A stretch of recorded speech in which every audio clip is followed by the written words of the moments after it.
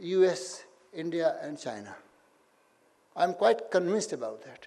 Having said that, let me talk something about the corporate world. The corporate world is no more a corporate world. It's not a business world. It's a word of Mahabharata.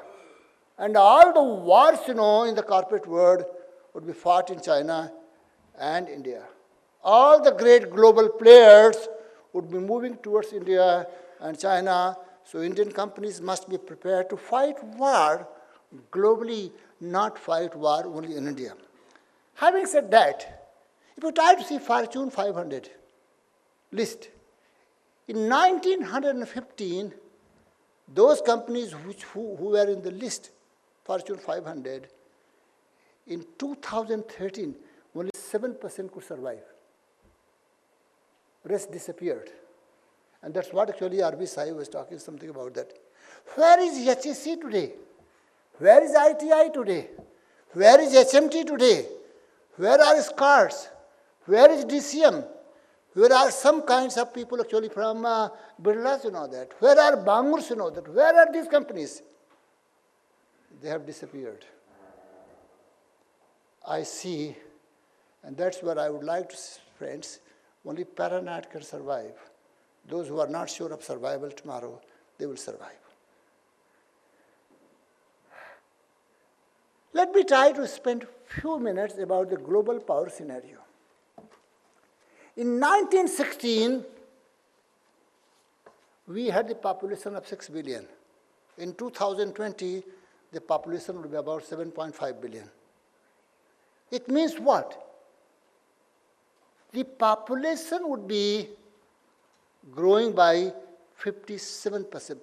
Population will be growing by 25%. But the demand for the energy in 2020 would be growing around 57%. It's a very comforting phenomenon. The market is assured. Market is really assured. You don't have to bother about the demand. You don't have to bother about the market and all that. The question arises, are we giving energy which is economically affordable? Are we giving the energy which is ecologically safe and environmentally friendly? These are the two big challenges. Let me say something interesting about global scenario. Nuclear contributes around 16%. Coal is still 40%. Oil and gas, 25%.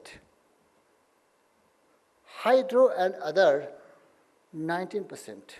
It means 65% energy is a thermal energy. And the relevance of thermal is globally being questioned. Let me come back to India. When I try to see India, and thank you, KK, you gave me some figure, 68% we have got thermal, and 14% hydro. Renewable we have got 15%, and nuclear we have got only 1.83%. Let me talk something about the nuclear. If I try to see nuclear, in the OECD countries, the nuclear power is about 24% of the supply side. In Europe, it's about 35%. In India, it's only 2%. 1.83 means only 2%. It needs to be looked and re-examined. Having said that, let me try to find out what are the cylinders the companies are using to have sustainable growth and sustainable competitive edge. They're using the cylinders. I quickly come 7 cylinders. One is the cost leadership. That's why I talked about economically affordable. The second one, they talked about the quality leadership, that quality product. And that's why you find that in the energy, whether people don't mind in paying money, but people mind whether quality power would be available or not. And when he was in BSES and I was doing some kind of work, he always used to say that quality power availability at the right time is a very, very big question. Third one is about the customer leadership. How much we care about the customer. And very jokingly, Mr. Pujari, I say, जो कष्ट से मर जाए India में, हम उसको customer बोलते हैं. I think everywhere जो कष्ट से मर जाए उसको हम कस्टमर बोलते हैं. Another power that is known as speed. The fittest will not survive. Only fastest will survive. It's my mantra. Not only we have been talking about the fittest will survive, I have given the new mantra, fastest will survive. Those who are the first mover, they will survive. Another point is the innovation. And people power and the culture. And the last one is ethical governance. These are the 7 pillars, these are the 7 cylinders, and all these companies who survived 7%, I did the study and found out they were appropriately and simultaneously using all the 7 cylinders. So it's not a question of one cylinder or another cylinder, using all the cylinders simultaneously. When I studied these companies, those who survived 7%, I became very curious, so I found out 3 things were very, very critical. The first one was people power. People power was extremely important. And I was reading something about that, and something came to my mind. You can imitate anything. You can imitate technology, you can imitate processes, you can imitate strategy, you can imitate everything. But it's difficult to create another R.B. Sahi. R.B. Sahi can't be imitated. Pujari Sahab can't be imitated. So people power, so those who have done extremely well, they always use the cylinder of people power. Innovation comes from people power.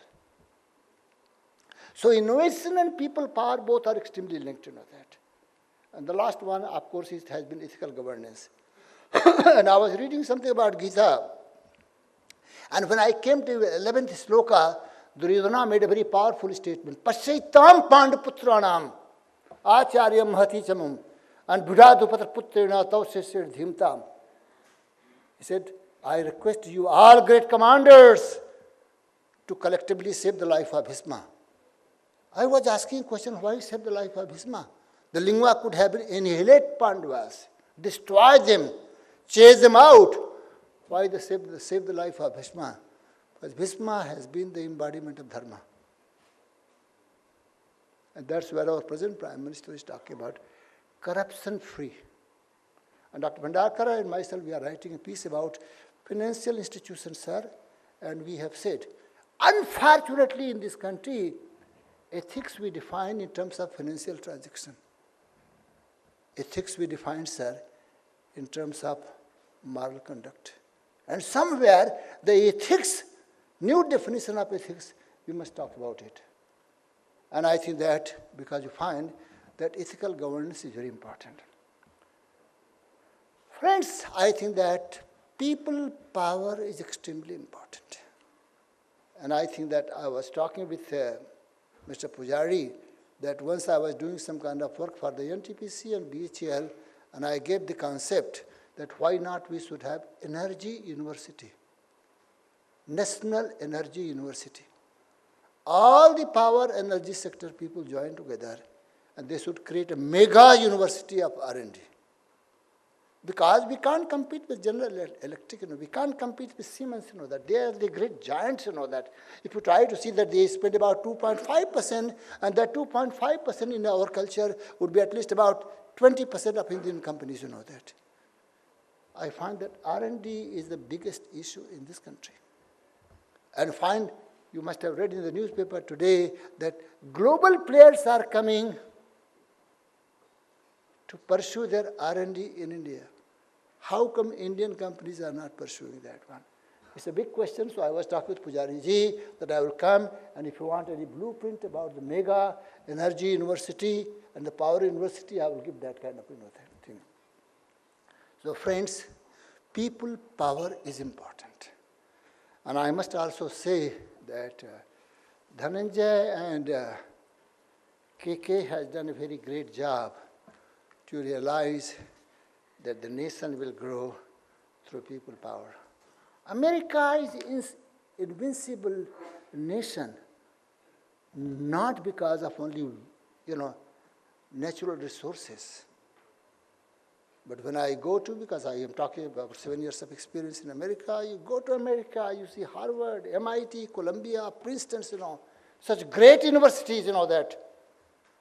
And to my great dismay and surprise, and I was talking to you, sir, that the biggest issue right now is about the higher education. If we don't do something, that I am not very sure that our future generation will thrive, grow, excel, and flourish, that. So I was talking about that one. How to build people power. Great organizations always believed in one thing, how to build people power. I think that Harbans has done my job very, very easy, so I would not like to go into that, because that is what we are going to discuss about performance excellence. We are going to discuss. We are going to discuss about building people power, leadership pipeline, and also how to have industrial harmony in the country, that. These are some of the issues. However, I would like to say, have we built leaders in this country? NTPC didn't have directors, many directors eligible to become the chairman. So has been the state of affairs of BHEL. We appointed EDs. So has been the state of affairs in the Hindustan Petroleum. Are we building leaders? We are not building leaders. This is the one question I remember very well when T.K. Nair was there, and KK remember very well. T.K. Nair and myself, we sat together. We said, it's a high time that we should do a very radical thinking about the HR. So we brought the concept of assessment center, we brought the concept of 360-degree appraisal, we brought the concept of actually competency mapping, we brought the concept of competency assessment, and so on and so forth, that. I think that KK and I think Dhananjay, you need many more seminars. It's a movement. And since Pujari ji is sitting here from Jagannath Puri, from Odisha, it's a difficult to move the chariot. It takes enormous amount of energy, enormous amount of power. But once the chariot moves, no one can stop it. I think that, sir, there is a movement for people development. There is a movement for higher education, quality of higher education. There is movement for building people, that. Because I strongly believe behind the gun, there is a man. I'm sorry, behind the gun, there is a person, because many ladies are sitting here. You may be having a very sophisticated gun, but you don't have very competent people to operate that gun. Gun doesn't have any value. Thank you very much, friends. Last point which I would like to say, I always say that Kalidasa wrote many poetries, but one poem I like Kalidasa very much. He said, God, you can give me any amount of punishment, any amount of miseries, I won't mind. I will always consider that one as a blessing. But don't give me the punishment, don't give me the miseries of reciting my poem in front of those fellows who are non-appreciative. Thank you very much for being very appreciative audience.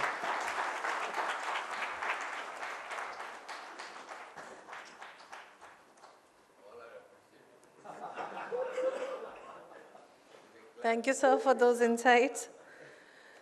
Mr. Shahi held the position of Secretary to the Government of India, Ministry of Power, from 2002 to 2007. In this position, he was responsible for policy initiatives and implementation for the entire power sector in India. During his tenure, the Indian power sector went through a major restructuring with the institution of the Electricity Act 2003 and subsequent National Electricity Policy 2005, Electricity Tariff Policy 2006, and many more. A mechanical engineer with postgraduate degrees in industrial engineering and business management, Mr. Shahi is a member on the board of many companies and committees and the proud recipient of many prestigious awards. May I now request Mr. R.V. Shahi to please deliver the keynote address.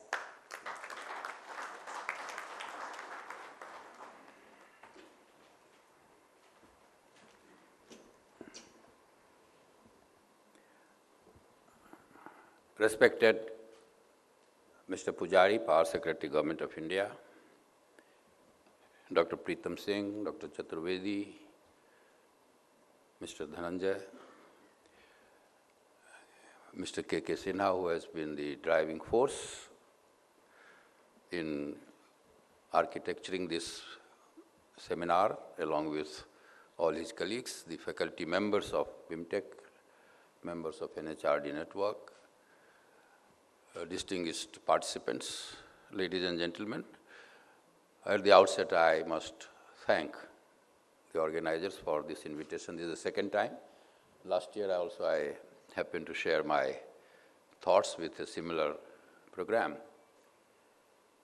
But things are so dynamic that I think within a period of 1 year, if we compare the nature of challenges, the complexities last year with what we are now confronted with and what we are going to be confronted with, that's quite significantly different, both in terms of the size and the nature. Dr. Chaturvedi, in his initial remarks, made the point that HR is behind all these, because HR cuts across sectors. Let me add, HR cuts across all the sectors. It cuts across all the functions. If it is an NPA problem, it is also in a way HR problem. Do we have competent managers in finance and banking sector to handle NPA? If it is technical problem, it is somewhere HR needs to be appreciated, also needs to be blamed if it falls short. So I think HR cuts across sectors, HR cuts across all the faculties and functions. And since things are so dynamic, the challenges become even more demanding. If you see last 12 to 18 months, changes are leading to, and complexities are leading to challenges which we need to cope with. And the challenges could be coming out of the changes that are happening. A US president changes, and that change is felt globally. The government changes in India with a different sets of agenda, different sets of manifesto, then things change. So it could be changes at political level, it could be changes at policy level, which may be administrative level, it could be changes of technology, like we are changing in a big way in India from age-old conventional power to renewable. We did change, but the size of change and the quantum jump that we are trying to attempt, and for good reasons, that creates a different type of challenges for the people who deal with this. And as I said right at the outset,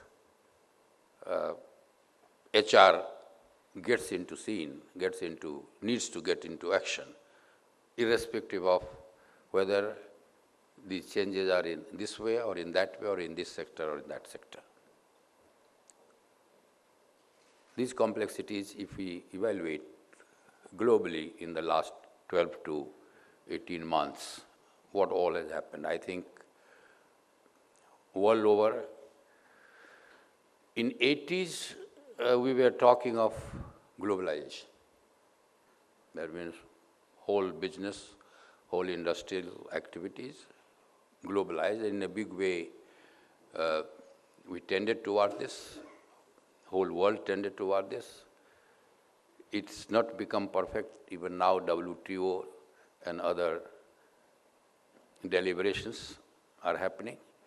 But now there is a shift, because whether we like it or we don't, Dr. Pritam Singh did bring out that over the last 30, 40, 50 years, global power has shifted, and he narrated the present situation, predicted finally India, China, and US.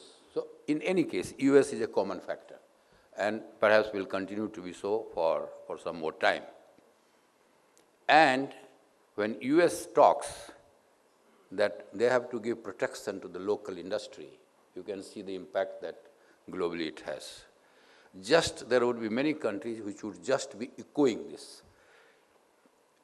There would be many who wouldn't like to evaluate the pluses and minuses of that approach, but would follow. Sometimes you follow. Like in India, if Dr. Pritam Singh says this is management, then we follow. Many times we don't check.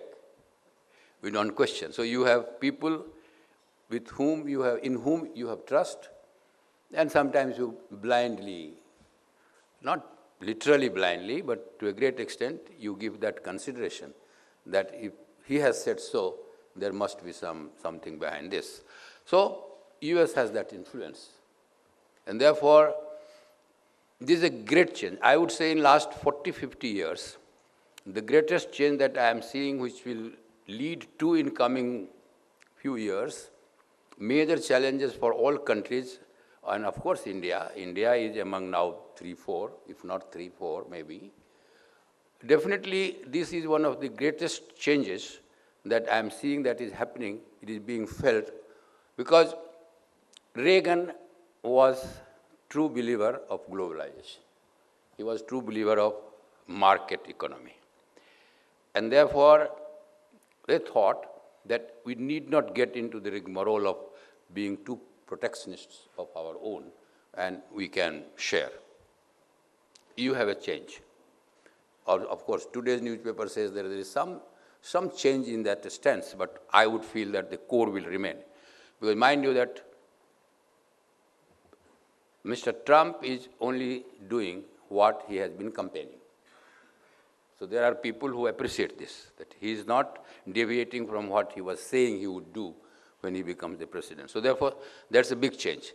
So I think all of us running the business and administration, we must recognize that certain degree of shift, and it may be a great degree of shift might happen in coming years from believing in globalization to slightly shifting towards localization. Imagine the same echo.